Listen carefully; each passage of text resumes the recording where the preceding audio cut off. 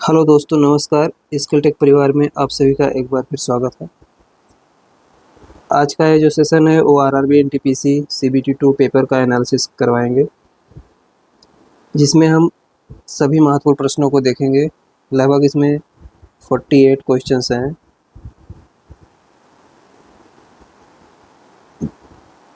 जो पिछली बार प्रश्न पत्र में आए हुए हैं। इन प्रश्नों को एनालिसिस कराने का उद्देश्य है कि आप सभी लोग सोच पाएँ कि रेलवे सीबीटी 2 में किस लेवल के प्रश्न पूछे जाते हैं या भविष्य में किस लेवल के प्रश्न पूछे जा सकते हैं। क्योंकि टीसीएस ही करवाता है हमेशा, तो इस बार भी टीसीएस ही करवा रहा है। और भी एग्जाम्स में जो रेलवे के हो रहे हैं उसमें भी जीएस का जो सेक्शंस है उसमें भी ये प्रश्न काफ़ी हेल्पफुल होंगे अगर इस लेवल के प्रश्न पूछे जा रहे हैं उस सेक्शन में। तो आइए ज़्यादा टाइम ना लेते हुए और कैसे कम समय में प्रश्नों को सॉल्व किया जाता है यह भी हम आपको बीच बीच में बताते रहेंगे। तो आइए आज का सेशन स्टार्ट करते हैं और आप सभी लोग वीडियो को अच्छे से देखिएगा। आपकी जानकारी अवश्य ही इम्प्रूवमेंट होगी, क्योंकि लगभग 48 प्रश्न हैं, तो इसमें मान के चलिए आपको 100 फैक्ट कम से कम बहुत अच्छे मिलेंगे। और कुछ प्रश्न ऐसे भी शामिल किए गए हैं, बस उसको आपको देखना है, जैसे करंट अफेयर्स के प्रश्न। बस आपको इसमें देख लेना है इसमें किस प्रकार के प्रश्न आते हैं। उसी प्रकार का प्रश्न भविष्य में भी आ सकता है रेलवे में, क्योंकि साल भर का लगभग ट्रेंड रहता है करंट में। एक साल का लगभग पूछता है करंट अफेयर्स। तो आइए प्रश्नों को देखते हैं। पहला प्रश्न यहाँ दिया गया है, डैश को संविधान सभा ने भारत के लिए एक प्रारूप संविधान तैयार करने हेतु डॉक्टर बी.आर. अम्बेडकर की अध्यक्षता में एक प्रारूप समिति का गठन किया। 29 अगस्त 1947 को, 20 अगस्त 1947 को, 18 अगस्त 1947 को, 25 अगस्त 1947 को। तो इस खाली स्थान में भरना है हमें। तो संविधान का प्रारूप तैयार करने के लिए डॉक्टर बी.आर. अम्बेडकर की अध्यक्षता में जो समिति का गठन किया गया था वह 29 अगस्त 1947 को किया गया था। पहला ऑप्शन यहाँ दिया गया है 29 अगस्त 1947। यह डेट बहुत इम्पोर्टेंट है, आप याद रखेंगे। आइए नेक्स्ट क्वेश्चन देखते हैं। नेक्स्ट क्वेश्चन में दिया गया है, केंद्रीय प्रदूषण नियंत्रण बोर्ड की स्थापना सरकार द्वारा वर्ष में की गई थी। 1947 में की गई थी, 1956 में की गई थी, 1947 में की गई थी। सॉरी, पहला 1974 दिया गया है, फिर चौथा ऑप्शन दिया गया 1965। इस प्रश्न का राइट जवाब होगा 1974। केंद्रीय प्रदूषण नियंत्रण बोर्ड की स्थापना 1974 में की गई थी, तो यहाँ 1974 पूछा जा रहा है। आइए नेक्स्ट क्वेश्चन देखते हैं। अनुच्छेद 239 किससे संबंधित है? उपराज्यपाल द्वारा केंद्र शासित प्रदेश का प्रशासन, राष्ट्रपति द्वारा केंद्र शासित प्रदेश का प्रशासन, प्रधानमंत्री द्वारा केंद्र शासित प्रदेश का प्रशासन, कैबिनेट मंत्रियों द्वारा केंद्र शासित प्रदेश का प्रशासन। तो इसमें पूछ रहा है किससे संबंधित है। तो आर्टिकल 239, यदि आप सभी लोग पॉलिटी को पढ़े होंगे तो उसमें जो आर्टिकल 239 है उसमें स्पष्ट लिखा गया है कि राष्ट्रपति द्वारा केंद्र शासित प्रदेश का प्रशासन की बात अनुच्छेद 239 में की गई। अनुच्छेद 239। आइए नेक्स्ट क्वेश्चन देखते हैं। नेक्स्ट क्वेश्चन लिखा गया है, ने महमूद खिलजी को हराकर चित्तौड़गढ़ में विजय स्तंभ बनवाया। पृथ्वीराज चौहान, जयचंद गढ़वाल, राणा संग्राम सिंह, राणा कुंभा। इस प्रश्न का राइट जवाब है राणा कुंभा। राणा कुंभा ने महमूद खिलजी को हराकर चित्तौड़गढ़ की विजय स्तंभ को बनवाया था। चौथा ऑप्शन राणा कुंभा यहाँ सही दिया गया है, सही होगा। आइए नेक्स्ट क्वेश्चन देखते हैं। भारत की जनगणना 2011 के अनुसार भारत में कितने 10 लाख से अधिक आबादी वाले शहर थे? 53 शहर थे, 47 शहर थे, 58 शहर थे, 40 शहर थे। इस प्रश्न का राइट जवाब है 53 शहर थे उस समय। अब तो बढ़ गए होंगे, शहरों की संख्या अधिक हो गई होगी, लेकिन 2011 के अनुसार अगर पूछ रहा है तो 53 ही अभी भी आपको टिक करना पड़ेगा। नया सेंसस स्टार्ट होने वाला है तो इसका नया डाटा आ जाएगा, तो फिर हमको नई चीज़ें करनी पड़ेगी। फिर भी अभी 2011 वाला ही पेपर में आएगा, क्योंकि नया डाटा इतनी जल्दी आने वाला नहीं है, लगभग 2 साल का टाइम चाहिए इसमें, ठीक है ना। तब तक आप लोग सेलेक्ट हो जाएंगे, फिर आपको याद करने की ज़रूरत ही नहीं पड़ेगी। आइए नेक्स्ट क्वेश्चन देखते हैं। नेक्स्ट क्वेश्चन यहाँ दिया गया है, ऊर्ध्वापातन क्या है? किसी पदार्थ का गैस से सीधे द्रव अवस्था में परिवर्तन, किसी पदार्थ का गैस से सीधे ठोस अवस्था में परिवर्तन, किसी पदार्थ का द्रव से सीधे गैस अवस्था में परिवर्तन। यहाँ द्रव से गैस दिया गया है, यहाँ गैस से ठोस दिया गया है, यहाँ गैस से द्रव दिया गया है। किसी पदार्थ का ठोस से सीधे गैस में परिवर्तन, तो ठोस से सीधे गैस, ठीक है, जैसे कपूर या फिर नौसादर।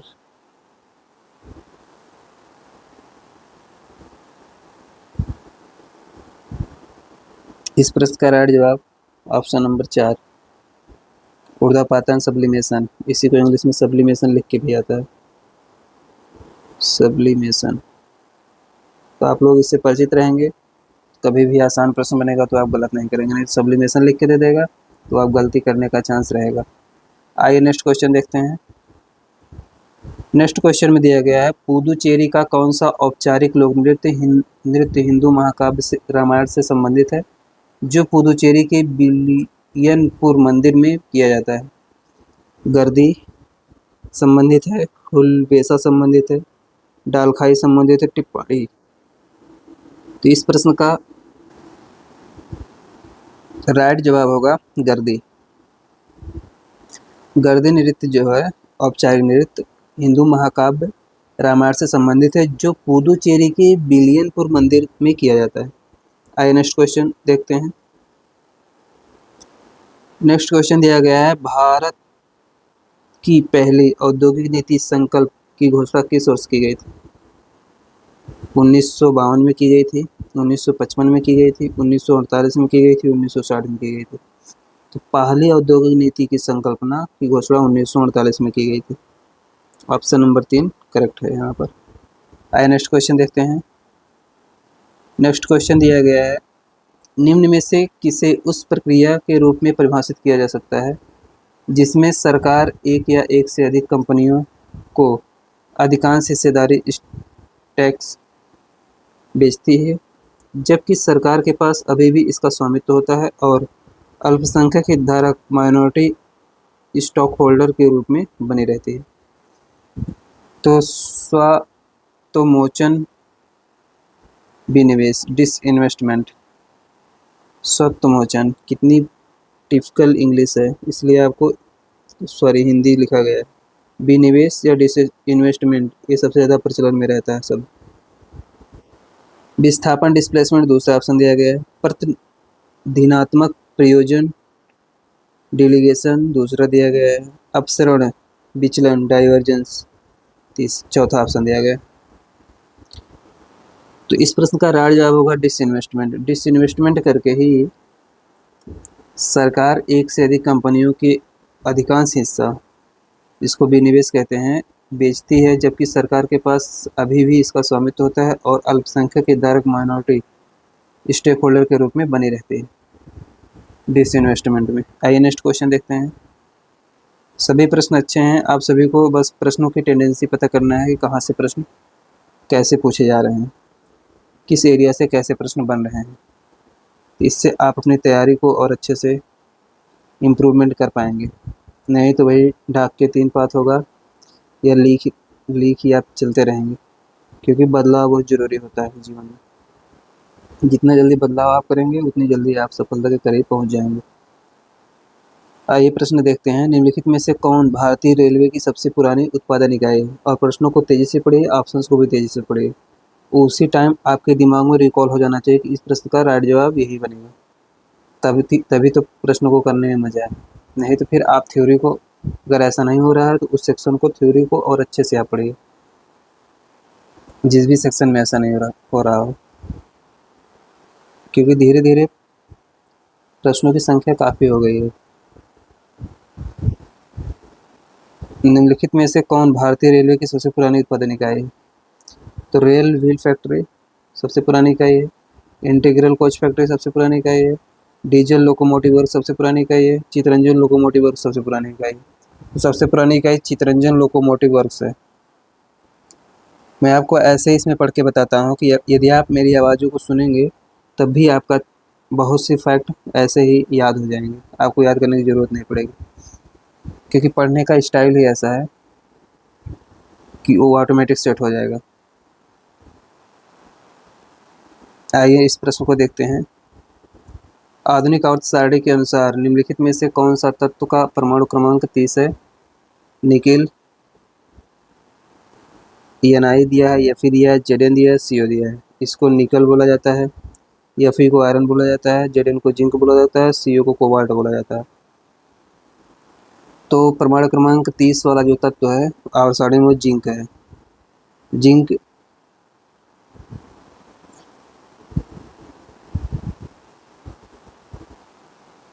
इसको निकल बोलते हैं,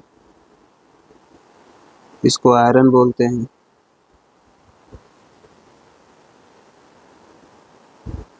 इसको कोबाल्ट। इस प्रश्न का राइट जवाब जिंक है। आइए नेक्स्ट क्वेश्चन देखते हैं। निम्नलिखित में से किसके पास 4 कच्चे हृदय होते हैं? मोर के पास 4 कच्चे हृदय होते हैं, समुद्री घोड़ा मीन के पास 4 कच्चे हृदय होते हैं, मेंढक के पास 4 कच्चे हृदय होते हैं, मछली के पास 4 कच्चे हृदय होते हैं। किसके पास 4 कच्चे हृदय होते हैं? तो फोर्ड चैम्बर्ड जो हार्ट है वो मनुष्य के पास होता है, आप सभी को पता ही होगा।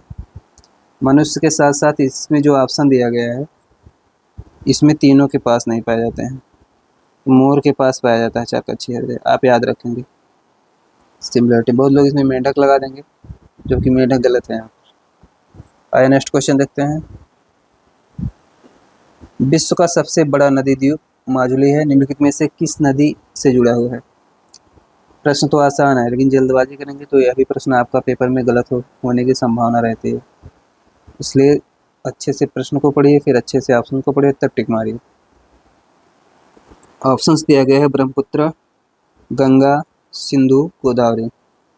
तो माजुली द्वीप जो है विश्व का सबसे बड़ा नदी द्वीप है, जो कि असम राज्य में स्थित है और ब्रह्मपुत्र नदी में यह बनता है। आइए नेक्स्ट क्वेश्चन देखते हैं। नेक्स्ट क्वेश्चन दिया गया है, चावल की भूसी राइस ब्रान के तेल के स्थिरीकरण में निम्नलिखित में से किस एंजाइम का उपयोग किया जाता है? Hydrolase, catalase, lipase, cellulose. तो चावल की भूसी जो होती है उससे तेल निकाला जाता है। आप लोग को, कुछ लोगों को तो शायद पहली बार पता चल रहा होगा कि चावल की भूसी से भी तेल बनाया जा सकता है। उसके लिए एक एंजाइम बहुत उपयोगी होता है जिसको लाइपेज बोला जाता है, इसकी वजह से तेल निकल पाता है। तो आप लोग याद रखेंगे, सदाबहार प्रश्न है, कहीं भी पेपर में दिख सकता है। आइए नेक्स्ट क्वेश्चन देखते हैं। नेक्स्ट क्वेश्चन यहाँ दिया गया है, केंद्रीय मंत्री परिषद की नियुक्ति कौन करता है? भारत के प्रधानमंत्री, सांसद, भारत के राष्ट्रपति अपने विवेक के अनुसार, प्रधानमंत्री की सलाह पर भारत के राष्ट्रपति। तो इस प्रश्न का राइट जवाब है भारत, प्रधानमंत्री की सलाह पर भारत के राष्ट्रपति। तो भारत के राष्ट्रपति जी ही जो है केंद्रीय मंत्री परिषद की नियुक्ति करते हैं। अब यह प्रश्न किसी भी परीक्षा में बन सकता है, ग्रुप डी हुआ, रेलवे हुआ, टीचिंग एग्जाम हुआ इवन, क्योंकि टीचिंग एग्जाम में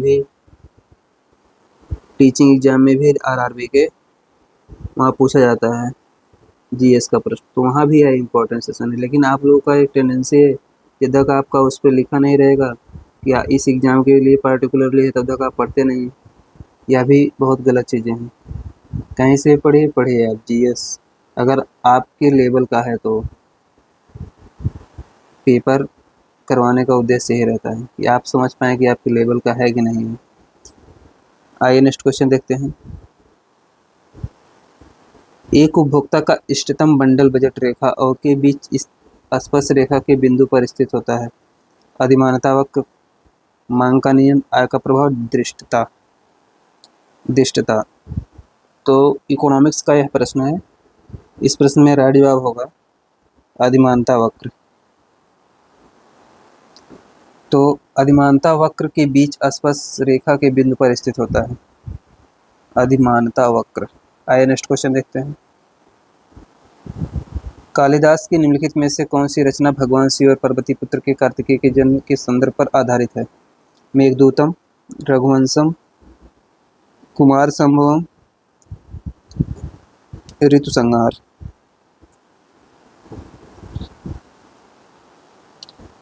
तो इसमें हम आप सभी को बताएंगे कि कैसे इस प्रश्न का राइट जवाब आप बहुत आसानी से कर सकते हैं।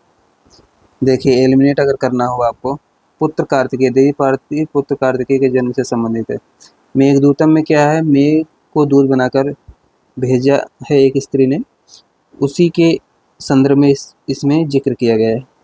रघुवंशम में राम के बारे में जिक्र किया गया है और ऋतुसंहार में ऋतुओं से संबंधित चीज़ों को ज़्यादा बताया गया है। उसी प्रकार अभिज्ञान शाकुंतलम है। अभिज्ञान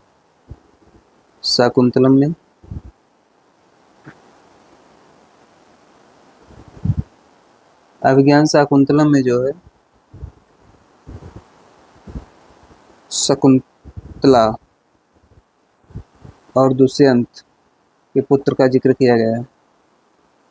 तो ऐसे करके आप समझ सकते हैं। और देवी पार्वती और कार्तिकेय का किस में होगा? कुमार संभव में होगा। कुमार संभव में जिक्र किया। आप आज से अब इसको आप याद कर लीजिए, क्योंकि यह प्रश्न बहुत पूछा जाता है। हिंदी में भी आ सकता है, जीएस में भी आ सकता है। तो आशा करते हैं आप सभी लोग समझ पाए होंगे। आइए नेक्स्ट क्वेश्चन देखते हैं। नेक्स्ट क्वेश्चन में दिया गया है, मौलिक कर्तव्य को किस वर्ष में भारत के संविधान में जोड़ा गया था? 1966 में जोड़ा गया था, 1986 में जोड़ा गया था, 1996 में जोड़ा गया था, 1976 में जोड़ा गया था। मौलिक कर्तव्य को वर्ष 1976 में भारतीय संविधान में जोड़ा गया था। आप लोग याद रखेंगे 1976 यहाँ सही है। इसी को लघु संविधान भी बोला जाता है। जो 1976 में संविधान में जो संशोधन हो रहे थे, उसी को लघु संविधान के रूप में भी जाना जाता है, क्योंकि बहुत ज़्यादा संशोधन हुआ था उस समय। आइए नेक्स्ट क्वेश्चन देखते हैं। नेक्स्ट क्वेश्चन दिया गया है, नील नदी को किस देश की रीढ़ के रूप में जाना जाता है? तो किस देश का रीढ़ है?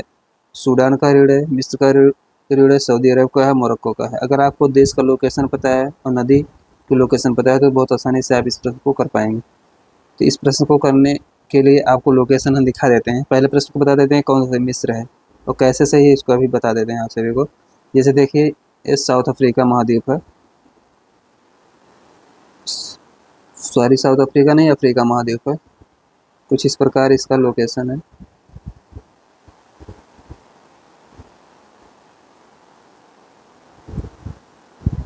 ऐसे प्रकार। तो यहाँ विक्टोरिया झील है, यहाँ से निकल के ऐसे ऐसे एक नदी निकलती है जिसको नील नदी के नाम से जाना जाता है। और नील नदी बनती है, एक इधर से भी आती है, श्वेत नील आती है, फिर नीली नील मिलकर फिर नील नदी का निर्माण करती है। और इजिप्ट देश यहाँ पर स्थित है, मिस्र। तो इसीलिए इस देश को रीढ़ के रूप में माना जाता है। ये सब देश इस नदी के आसपास नहीं है, तो ये गलत हो गया। मोरक्को का लोकेशन यहाँ, सऊदी अरब आपको यहाँ मिलेगा कुछ इस तरीके से। सूडान, खार्तूम राजधानी है, या भी इसके आसपास नहीं है। नेक्स्ट क्वेश्चन देखते हैं। महिलाओं के लिए एक पत्रिका वाम बोधनी पत्रिका द्वारा संपादित की गई थी। उमेश चंद्र दत्ता, स्वामी विवेकानंद, देवेंद्रनाथ टैगोर, राजा राम मोहन रॉय। तो इस प्रश्न का राइट जवाब है उमेश चंद्र दत्ता। उमेश चंद्र दत्ता जी द्वारा वाम बोधनी पत्रिका का संपादन किया गया था। वाम बोधनी पत्रिका, जो कठिन शब्द रहते हैं उसको मैं बार बार बोल के इसलिए आपको दिमाग में बैठा देता हूँ कि ताकि आप कभी भी पढ़ें तो आपको तुरंत रिकॉल हो जाए कि वाम बोधनी पत्रिका हमने कहीं पढ़ा था, जिसमें उमेश चंद्र दत्ता जी का नाम आया था। तो उमेश चंद्र दत्ता जी का नाम वाम बोधनी पत्रिका से संबंधित है, आप लोग याद रखेंगे। यह अच्छा प्रश्न है। आइए नेक्स्ट क्वेश्चन देखते हैं। निम्नलिखित में से कौन सा ऊर्जा का गैर पारंपरिक स्रोत है? लकड़ी, पेट्रोल, पवन, कोयला। ऊर्जा का गैर पारंपरिक स्रोत लकड़ी, पेट्रोल, पवन, कोयला। तो इस प्रश्न का राइट जवाब है पवन। परंपरागत स्रोत में लकड़ी, पेट्रोल, कोयला आते हैं और गैर परंपरागत स्रोत में पवन आते हैं, जिसमें सौर ऊर्जा भी आती है या फिर भूतापीय ऊर्जा हुई, भूतापीय ऊर्जा। आइए नेक्स्ट क्वेश्चन देखते हैं। MS एक्सेल में एब्सोल्यूट एड्रेस बनाने के लिए निम्नलिखित में से किस कैरेक्टर का उपयोग किया जाता है? डॉलर का उपयोग किया जाता है, एम्परसेंड का उपयोग किया जाता है, परसेंट का उपयोग किया जाता है, हैशटैग का उपयोग किया जाता है। इस नाम को भी आप याद रख लेंगे, एम्परसेंड। इस चिन्ह को एम्परसेंड बोलते हैं, बहुत लोग एंड भी बोल देते हैं, जो भी गलत है। एम्परसेंड ही बोला जाता है ज़्यादातर। तो MS एक्सेल में जो होता है डॉलर का सिंबल यूज किया जाता है। तो इस प्रश्न का राइट जवाब होगा ऑप्शन नंबर 1, डॉलर। आइए नेक्स्ट क्वेश्चन देखते हैं। वैष्णववाद में देवता के कितने अवतारों को मान्यता दी गई थी? 5 अवतारों को मान्यता दी गई थी, 7 अवतारों को मान्यता दी गई थी, 9 अवतारों को मान्यता दी गई थी कि 10 अवतारों को मान्यता दी गई थी? इस प्रश्न का राइट जवाब ऑप्शन नंबर 4, 10 अवतारों को मान्यता दी गई थी। आइए नेक्स्ट क्वेश्चन देखते हैं। नेक्स्ट क्वेश्चन दिया गया है, उपभोग करने के लिए सीमांत प्रवृत्ति MPC किससे संदर्भित करता है? आय में परिवर्तन के रूप में खपत के परिवर्तन की दर, प्रति इकाई आय की बचत, प्रति इकाई आय की खपत, बचत में परिवर्तन, प्रति इकाई में आय में परिवर्तन। तो इस प्रश्न का राइट जवाब होगा आय में परिवर्तन के रूप में खपत के परिवर्तन की दर। आइए नेक्स्ट क्वेश्चन देखते हैं। नेक्स्ट क्वेश्चन यहाँ दिया गया है, निम्नलिखित में से कौन सा इंटरनेट प्रोटोकॉल हमें वर्ल्ड वाइड वेब पर डेटा एक्सेस करने की अनुमति देता है?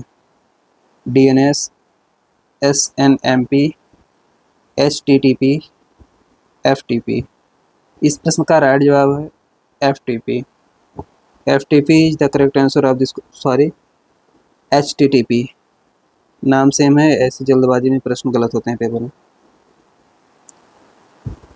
HTTP का हाइपर टेक्स्ट ट्रांसफ़र प्रोटोकॉल, इसका पूरा नाम होता है हाइपर टेक्स्ट ट्रांसफ़र प्रोटोकॉल, ये आप लोग याद रखेंगे। आइए नेक्स्ट क्वेश्चन देखते हैं। अल्लाह रखा कुरैशी, जिन्हें अल्लाह रखा के नाम से जाना जाता है, एक भारतीय वादक हैं। बीड़ा बजाने वाले थे, ढोलक बजाया करते थे, तबला बजाया करते थे, सितार वादक थे। तो क्या ये बजाते थे? तो यही पूछा जा रहा है इस प्रश्न में। तो अल्लाह रखा कुरैशी जी अल्लाह रखा के नाम से जाना जाता था, इनका उपनाम है। कभी अल्लाह रखा देगा, कभी अल्लाह रखा कुरैशी देगा। तो तबला ये बजाया करते थे, तबला आप लोग याद रखेंगे, तबला वादक थे।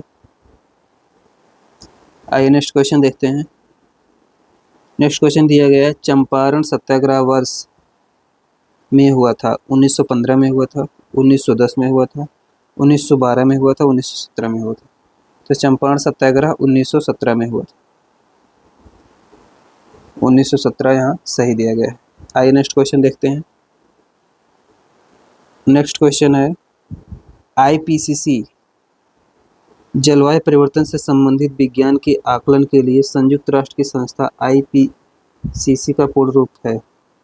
Inter governmental provisions on climate change, international panel on climate change, international provision on climate change, inter governmental panel on climate change.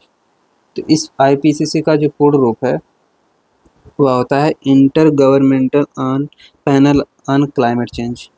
आप लोग याद रखेंगे इसको। I for inter governmental, P for panel, C for climate, C for change. 4 शब्द है, 4 शब्द आप याद रखेंगे क्योंकि जलवायु परिवर्तन से संबंधित प्रश्न बनते रहते हैं। कभी भी कोई भी प्रश्न बन सकता है जलवायु परिवर्तन पर, इसलिए आप लोग याद रखेंगे इस प्रश्न को और इसके आंसर को। आइए नेक्स्ट क्वेश्चन देखते हैं। नेक्स्ट क्वेश्चन दिया गया है, भारत के निम्नलिखित में से किस राज्य में पदायनी भद्रकाली मंदिर में की जाने वाली एक अनुष्ठान नृत्य कला है? तो पदायनी भद्रकाली मंदिर में की जाने वाली एक अनुष्ठान नृत्य कला पूछा जा रहा है यहाँ पर। तो कर्नाटक में किया जाता है, महाराष्ट्र में किया जाता है, केरल में किया जाता है, तमिलनाडु में किया जाता है। तो पदायनी भद्रकाली मंदिर में की जाने वाली एक अनुष्ठान नृत्य कला जो है वो केरल में किया जाता है। केरल यहाँ इस प्रश्न का राइट जवाब है। आइए नेक्स्ट क्वेश्चन देखते हैं। नेक्स्ट क्वेश्चन दिया गया है, बोडो भाषा मुख्य रूप से भारत के निम्नलिखित में से किस राज्य में बोली जाती है? कभी कभी बोडो की जगह अगर बोरो लिख के देगा तब भी आप घबराएंगे नहीं, आप बोडो ही समझ के उसको मार देंगे क्योंकि इसका अन्य नाम बोरो भी बोला जाता है वहाँ पर। तो असम दिया गया है, झारखंड दिया गया है, हिमाचल प्रदेश में बोला जाता है, पूछा जा रहा है कि कर्नाटक में बोला जाता है। तो इस प्रश्न का राइट जवाब है असम। असम क्षेत्र में बोडो भाषा मुख्य रूप से भारत के राज्य में बोली जाती है। आइए नेक्स्ट क्वेश्चन देखते हैं। और कभी कभी बोडोलैंड की मांग भी असम राज्य में उठता रहता है। तो फेमस प्रश्न है, वहाँ नेशनल पार्क भी फेमस रहते हैं, जैसे काजीरंगा नेशनल पार्क हो गया, बहुत ज़्यादा पूछा जाता है पेपर में, पता नहीं क्या उसमें रखा है लेकिन पूछा बहुत जाता है, तो आप लोग याद रखेंगे। मानस हुआ, डिब्रू सैखोवा हुआ, ओरांग हुआ, तो ये सब असम में ही ये सब पूछे जाते हैं। आइए नेक्स्ट क्वेश्चन देखते हैं। समकालीन कर्नाटक संगीत में कितने मेलकर्ता राग हैं? मेलकर्ता रागों की संख्या पूछा जा रहा है कर्नाटक संगीत में। 72 मेलकर्ता कर्नाटक संगीत में राग हैं, 82 हैं कर्नाटक संगीत में मेलकर्ता राग, 62 हैं कर्नाटक संगीत में मेलकर्ता राग, 52 है कर्नाटक संगीत में मेलकर्ता राग। तो इस प्रश्न का राग जो है 72। तो 72 जो है मेलकर्ता राग है कर्नाटक संगीत में, 72 इस प्रश्न का राइट जवाब है। आइए नेक्स्ट क्वेश्चन देखते हैं।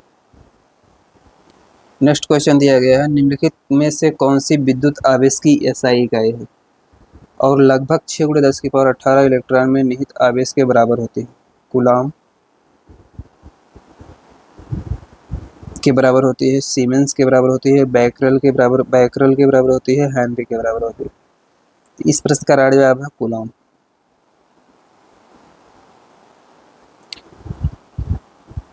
विद्युत आवेश की इकाई भी अगर आपको पता है और किसके बराबर नहीं पता है तब भी आप इस प्रश्न को राइट जवाब कूलाम ही मारेंगे। आइए नेक्स्ट क्वेश्चन देखते हैं। 12 मार्च को भारत सरकार द्वारा औपचारिक रूप से साहित्य अकादमी का उद्घाटन किया गया था। तो साहित्य अकादमी पुरस्कार जो है औपचारिक रूप से घोषणा कब की गई थी देने के लिए? 1956 में की गई थी, 1954 में की गई थी, 1958 में की गई थी, 1952 में की गई थी। इस प्रश्न का राइट जवाब है 1954। 12 मार्च 1954 को भारत सरकार द्वारा औपचारिक रूप से साहित्य अकादमी का उद्घाटन किया गया था। साहित्य का सेकंड हाईएस्ट अवार्ड है जो, तो इसमें आएगा बात फर्स्ट कौन सा है? फर्स्ट में आप लोग याद रखेंगे ज्ञानपीठ पुरस्कार, ज्ञानपीठ पुरस्कार। आइए नेक्स्ट क्वेश्चन देखते हैं। नेक्स्ट क्वेश्चन दिया गया है, पद्मश्री मिंती मिश्रा एक भारतीय शास्त्रीय नृत्यांगना और अभिनेत्री थी जिन्हें निम्नलिखित में से किस भारतीय शास्त्रीय नृत्य शैली में विशेषज्ञता के लिए जाना जाता है? तो श्रीमती मिंती मिश्रा के बारे में पूछा जा रहा है। नृत्यांगना और अभिनेत्री भी थी, तो कथक से संबंधित थी, कथकली से संबंधित थी, भरतनाट्यम से संबंधित थी, ओडिसी से संबंधित थी। कथक तो आपका उत्तर प्रदेश में होता है, कथकली जो है केरल में है। भरतनाट्यम जो है आपका तमिलनाडु में है। ओडिसी जो है उड़ीसा में।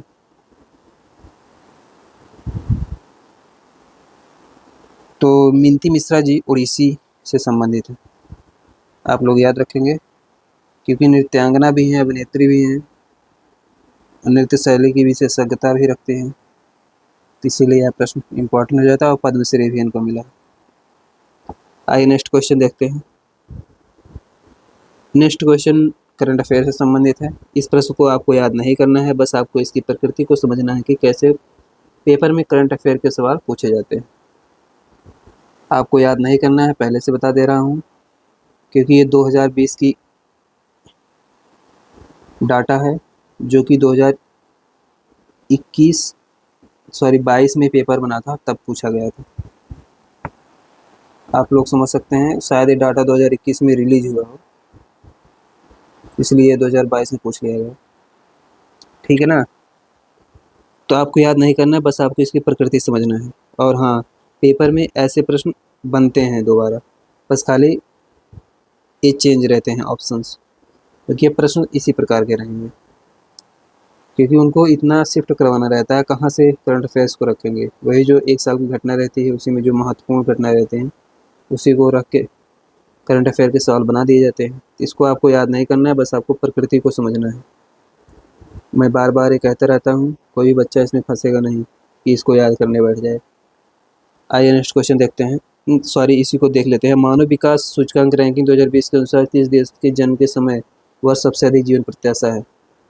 सबसे अधिक जीवन प्रत्याशा यहाँ पूछा जा रहा है, तो हांगकांग चीन इसमें सही था उस समय के हिसाब से। नॉर्वे फ्रांस डेनमार्क दिया है, बहुत लोग इसमें फंस जाएंगे कि हो सके डेनमार्क का हो सके नॉर्वे का ही हो, क्योंकि वहाँ थोड़ा बेहतर चीज़ें हैं। लेकिन हांगकांग चीन जो है, वहाँ की जीवन प्रत्याशा सर्वाधिक है। कभी कभी डाटा ही पूछ लेता है कि भारत की जीवन प्रत्याशा बताइए कितना है लगभग, इसमें 67 पॉइंट समथिंग चल रहा है इंडिया का। आइए नेक्स्ट क्वेश्चन देखते हैं। दिसंबर 2021 तक भारत में परमाणु ऊर्जा संयंत्रों की कुल संख्या कितनी है? 7, 9, 6, 10। तो 7 परमाणु रिएक्टर एक्टिव थे दिसंबर 2021 तक। यही प्रश्न का राइट जवाब माना गया था आयोग के द्वारा। इसको आपको याद नहीं करना है, क्योंकि ये डाटा घटते बढ़ते रहते हैं। बस आपको प्रकृति को समझना है कि कैसे प्रश्न करंट अफेयर के पूछे जाते हैं एग्जाम में। आइए नेक्स्ट क्वेश्चन देखते हैं। सिक्किम में लोग लहबाब चेन मनाते हैं, जो स्वर्ग से पृथ्वी पर के वंश को चिन्हित करने के लिए मनाया जाता है। भगवान विष्णु, भगवान बुद्ध, भगवान शिव, भगवान महावीर। तो लहबाब धुचेन जो है भगवान बुद्ध के रूप में पूजा किया जाता है वहाँ पर, आप लोग याद रखेंगे। आइए नेक्स्ट क्वेश्चन देखते हैं। ये जीएस का प्योर प्रश्न है, इसमें कोई दिक्कत नहीं है। 3 सितंबर 2021 को किस भारतीय निशानेबाज ने पैरालंपिक एकल संस्करण में 2 पैरालंपिक जीते हैं?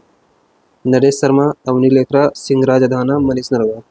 तो 3 सितंबर 2021 घटना है, इसको आपको याद नहीं करना है। बस भारतीय निशानेबाजी पैरालंपिक एकल संस्करण में 2 पैरालंपिक, कोई भी जब 2 पदक जीतता है तो वह इंपॉर्टेंट हो जाता है, इसीलिए यह प्रश्न पूछा गया है। तो अवनी लेखरा उस समय जो 2 पदक जीती थी, आयोग ने अवनी लेखरा को ही माना है। यही इस प्रश्न का राइट जवाब है। इसको आपको याद नहीं करना है, क्योंकि ये पुराना हो गया है। बस किसी भी खेल स्पोर्ट्स में अगर 2 पदक कोई जीता हो तो उसको आपको याद रखना है, और गूगल पर सर्च करके आप बहुत आसानी से पैरालंपिक की डिटेल को देख सकते हैं, या फिर कहीं करंट अफेयर्स की कोई मैगजीन हो ईयरली, तो उसमें भी आप चीज़ों को एनालिसिस करके समझ सकते हैं, क्योंकि ऐसा करने से आपको बहुत बेनिफिट होगा एग्जाम में। अब ऐसे ऐसे प्रश्न पूछा जाता है तो याद तो करना ही पड़ेगा। वर्ष 2021 में डीआरडीओ ने हिंद महासागर आईओआर की निगरानी की क्षमता बढ़ाने के लिए PSLV C51 द्वारा कौन सा उपग्रह लॉन्च किया? सतीश धवन उपग्रह, सिंधु नेत्र उपग्रह, सिंधुदुर्ग उपग्रह, श्री शक्ति उपग्रह। 2021 में डीआरडीओ ने लॉन्च किया था, तो उस समय की इम्पोर्टेंट था। अभी यदि कोई उपग्रह लॉन्च हुआ हो तो उसको आप याद कर लीजिए, लेटेस्ट वाला कोई हुआ हो, इसको आपको याद नहीं करना है, क्योंकि उस समय सिंधु नेत्र के नाम से एक उपग्रह लॉन्च किया गया था। तो आपको ये नज़र बनाए रखना है कि अंतरिक्ष प्रोग्राम जो होते हैं वहाँ से रेलवे के प्रश्न आते हैं, इसलिए हमको अंतरिक्ष वाला सेक्शन अच्छे से कवर करना है। बस इसीलिए हमने इसको शामिल किया है प्रश्न को, क्योंकि अंतरिक्ष का सेक्शन आप अच्छे से कवर करेंगे, स्पोर्ट का सेक्शन आप अच्छे से कवर करेंगे। जब आप प्रश्नों को देखेंगे ही नहीं तो आप उसको पढ़ने का मन ही नहीं करेगा, इसलिए हमने इसको शामिल कर लिया। क्योंकि यूट्यूब पे बहुत से टीचर MCQ करवाते हैं, PY का क्यू का हो या फिर अपनी तरफ से कुछ बना के लाते हो, तो वो सब करंट अफेयर के प्रश्नों को भागते हैं, इग्नोर करते हैं। लेकिन नहीं, आपको इन प्रश्नों को देखना ही है। इसको देखेंगे तभी आप मोटिवेट होंगे, तो आप नहीं कर पाएंगे जब यहाँ पर, तो आप इसको जाके पढ़ेंगे किसी बुक से या किसी टीचर से या सेक्शन वाइज, जैसे भी आप पढ़ पाएंगे। और नहीं तो ऐसे भागते रहेंगे तो कोई बेनिफिट आपको एग्जाम हॉल में मिलने वाला नहीं है। आइए नेक्स्ट क्वेश्चन देखते हैं। उप सहारा अफ्रीका में आय और खाद्य उत्पादन में सुधार करने वाले उष्णकटिबंधीय लेग्यूमिनस प्रोजेक्ट के लिए किस संस्थान को अफ्रीका खाद्य पुरस्कार 2021 प्राप्त हुआ? उस समय ये मिला था तो पूछ लिया गया, इसको भी आपको याद नहीं रखना है क्योंकि यह भी करंट अफेयर का प्रश्न है। तो राष्ट्रीय चावल अनुसंधान NRRI ये संस्था महत्वपूर्ण है। केंद्रीय शुष्क क्षेत्र अनुसंधान काजरी, अर्ध शुष्क उष्णकटिबंधीय के लिए अंतर्राष्ट्रीय फसल अनुसंधान संस्थान ICRISAT, भारतीय गन्ना अनुसंधान संस्थान IISR। तो इस प्रश्न का राइट जवाब अर्धशुष्क कटिबंधीय के लिए अंतर्राष्ट्रीय फसल अनुसंधान संस्थान ICRISAT है। आइए नेक्स्ट क्वेश्चन देखते हैं। नेक्स्ट क्वेश्चन दिया गया, आर्थिक सहयोग और विकास संगठन OECD के वर्ष 2020 के आंकड़ों के अनुसार किस देश में स्वास्थ्य पर प्रति व्यक्ति कुल व्यय सबसे अधिक है? संयुक्त राज्य अमेरिका, कनाडा, रूस, जर्मनी। इस प्रश्न का राइट जवाब संयुक्त राज्य अमेरिका। इसको भी आपको याद नहीं करना है क्योंकि डाटा 2020 का है। आइए नेक्स्ट क्वेश्चन देखते हैं। अच्छे ईंधन संघ के आंकड़ों के अनुसार वर्ष 2020 में इथेनॉल का दुनिया का सबसे बड़ा उत्पादक था? चीन था, संयुक्त राज्य अमेरिका था, कनाडा था, ब्राजील था। तो संयुक्त राज्य अमेरिका इस प्रश्न का राइट जवाब है। दुनिया का सबसे बड़ा उत्पादक था, 2020 में था।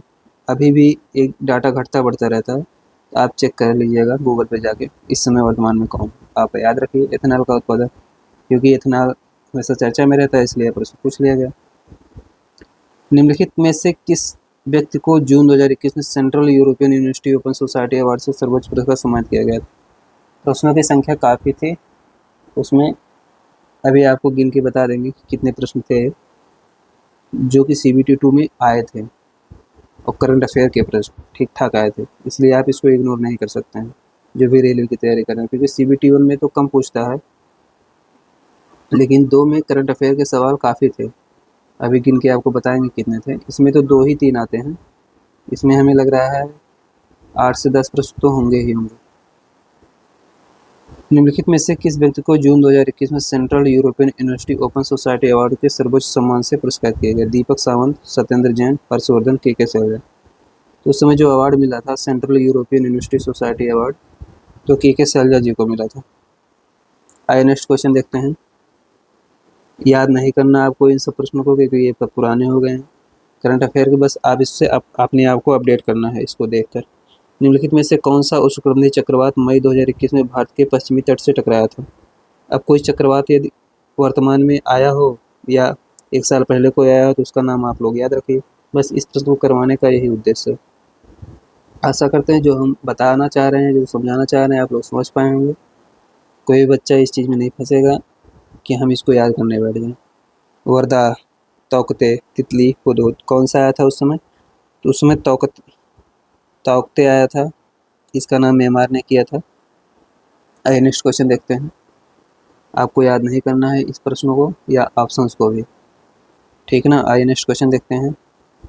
नेक्स्ट क्वेश्चन दिया गया है, gender leadership and impact category के तहत फरवरी 2021 में संयुक्त राष्ट्र एशिया पर्यावरण परिवर्तन पुरस्कार से सम्मानित होने वाले भारत के पहले अधिकारी कौन बने हैं? बीरेंद्र सिंह जौहरी, सस्मिता लेंका, सुदर्शन पंथी, नमिता गोखले। इस प्रश्न का राइट जवाब है सस्मिता लेंका। उस समय सविता लेंका जी को संयुक्त राष्ट्र एशिया प्रेरणा पुरस्कार से सम्मानित किया गया था, gender leadership and impact category के तहत। आइए नेक्स्ट क्वेश्चन देखते हैं। मछली की खपत बढ़ाने के लिए किस राज्य ने 21 नवंबर 2020 को, अब देख रहे हैं 2022 में पेपर हो रहा है, 21 नवंबर 2020 का पूछा जा रहा है। इतना कौन याद कर पाएगा? कोई नहीं याद करता है। किसी का आंधी से हो गया, ठीक है, नहीं तो छोड़ के चले आइए, इससे बहुत ज़्यादा रिजल्ट पर प्रभाव नहीं पड़ता है। एक्वा बाजार और एक्वा परियोजना का उद्घाटन किसने? आंध्र प्रदेश सरकार ने, केरल ने, पश्चिम बंगाल ने, गोवा ने। तो आंध्र प्रदेश इस प्रश्न का राइट जवाब है उस समय के हिसाब से। आइए नेक्स्ट क्वेश्चन देखते हैं। नेक्स्ट क्वेश्चन दिया गया, महाराष्ट्र सरकार ने जेल पर्यटन पहल कब शुरू की थी? अब देखिए यह भी काफ़ी पुराना क्वेश्चन है।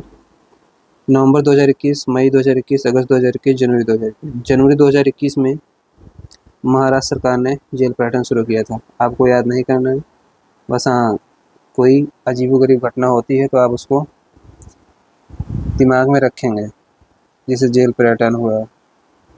कभी अभी यूएसए में के हवाई द्वीप पर एक नई जेल का पुनर्निर्माण किया जा रहा है यूएसए सरकार द्वारा।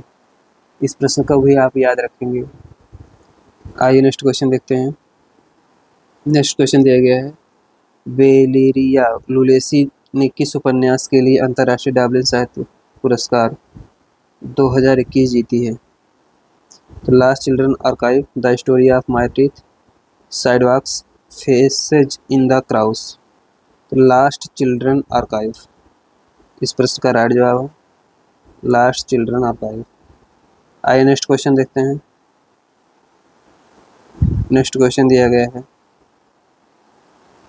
सॉरी इस प्रश्न सेशंस का यह लास्ट प्रश्न था, देख लेते हैं एक बार। हाँ लास्ट प्रश्न था ये इस सेशन का। आपको दिखा देते हैं कितना आया था। एक करंट अफेयर के सवाल, 2 नंबर, 3 नंबर, चौथा क्वेश्चन, 5वां, 6वां, 7वां, 8वां, 9वां, 10वां, 11वां, 11 के बाद देखिए 12,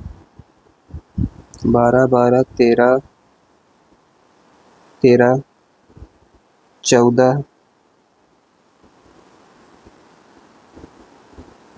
14, यह भी करंट में ही आप रख सकते हैं। 15, सॉरी स्टैटिक का है। अब देखिए लगभग 14 प्रश्न है करंट के इसमें, तो 14 प्रश्न बहुत होते हैं। करंट को आप इग्नोर नहीं कर सकते क्योंकि रेलवे पूछता ही पूछता है। 14 प्रश्न बहुत हैं। 10 प्लस जहाँ पे आ रहे हैं ना, आप एक सब्जेक्ट का पूरा इसका रोल है, सब्जेक्ट की तरह आपको इसको पढ़ना पड़ेगा क्योंकि 10 प्रश्न बहुत होते हैं, 10 प्लस प्रश्न। तो दोस्तों आज के लिए बस इतना ही। नेक्स्ट वीडियो में फिर मुलाकात होगी। और हाँ, जितने भी नए बच्चे जुड़ रहे हैं या नए बच्चे इस वीडियो को देखते हैं, वे अवश्य पुराने वीडियो को अवश्य देखा करिए, क्योंकि पुराना आप कवर करे रहेंगे तभी आगे पढ़ने में आपको और अच्छा लगेगा। पढ़ाई में इंटरेस्ट आना ज़रूरी होता है, वैसे ही पढ़ने का कोई फ़ायदा विशेष मिलता नहीं अगर इंटरेस्ट के साथ नहीं पढ़ रहे हैं। तो आज के लिए बस इतना ही। नेक्स्ट वीडियो में फिर मुलाकात होगी। धन्यवाद।